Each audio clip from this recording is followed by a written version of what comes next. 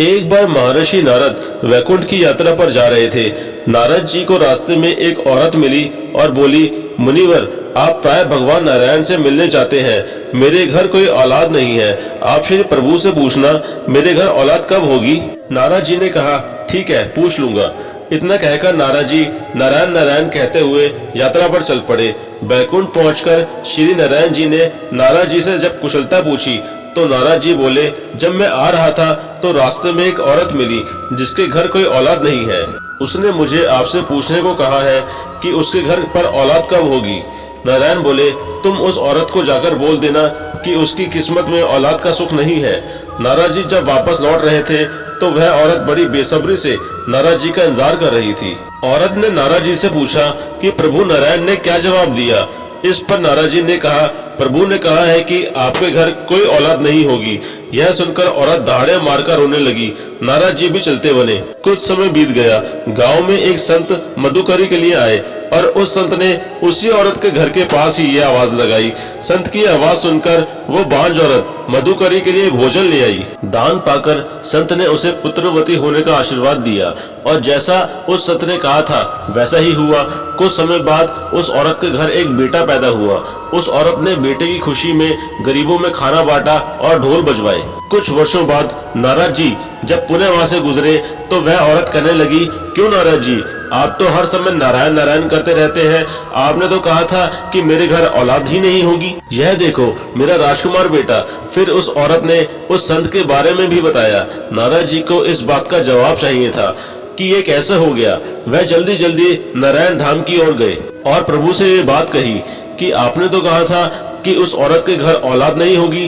क्या उस संत में आपसे भी ज्यादा शक्ति है। नारायण भगवान बोले, आज मेरी तबीयत कुछ ठीक नहीं है। मैं आपकी बात का जवाब बाद में दूंगा।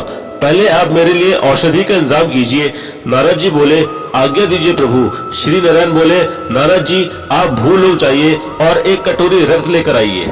नारद जी कभी इधर तो कभी उधर घूमते रहे पर एक प्याले भर रक्त भी नहीं मिला। उल्टा लोग उपहास करते कि नारायण बीमार है। आखिर चलते चलते नारद जी किसी जंगल में पहुंचे। वहां पर वही संत मिले जिसने उस औरत को बेटे का आशीर्वाद दिया था। वो संत नारद जी को पहचानते थे। उन्होंने कहा, अरे देवर्षि जी, आप इस जंगल में इस समय क्या कर रहे हैं। इस पर नारद जी ने जवाब दिया, मुझे प्रभु ने किसी इंसान का रक्त लाने को कहा है। यह सुनकर संत खड़े हो गए और बोले कि प्रभु ने किसी इंसान का रक्त मांगा है। उन्होंने नारद जी से पूछा, आपके पास कोई छुरी या चाकू है। नारद जी ने कहा, वह तो मैं साथ लेकर ही घूम रहा हूँ। तुरंत उस संत ने अपने शरीर से एक प्याला रक्त दे दिया।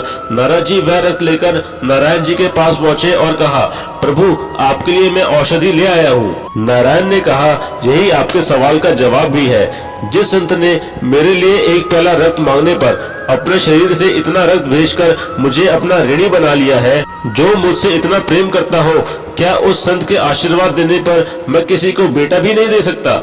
उस बांझ औरत के लिए दुआ आप भी तो कर सकते थे पर आपने ऐसा नहीं किया। भगवान कहते हैं, मनुष्य का भाग्य केवल प्रारंभ से निर्मित नहीं होता अपितु सत्कर्म और आशीर्वाद से भी प्रभावित होता है। गीता में श्री कृष्ण ने कहा है कि परमात्मा कभी किसी का भाग्य नहीं लिखते हैं। जीवन के हर कदम पर हमारी सोच, हमारा व्यवहार और हमारे कर्म ही हमारा भाग्य निर्धारित करते हैं। इस कहानी में भी उस संत के कर्म, व्यवहार और प्रभु के लिए भक्ति ही उनके उस औरत को दिए आशीर्वाद में अवतरित हो गए। स्वयं भगवान भी अपने भक्त का कहा वचन नहीं टाल सके। उस औरत का भाग्य संत ने अपने एक आशीर्वाद से बदल दिया। सत्कर्म कभी खाली नहीं जाते। हमारे किए कर्मों का असर हमारे आसपास के चिर परिचित लोगों, हमारे प्रियजनों को भी प्रभावित करता है। धन्यवाद।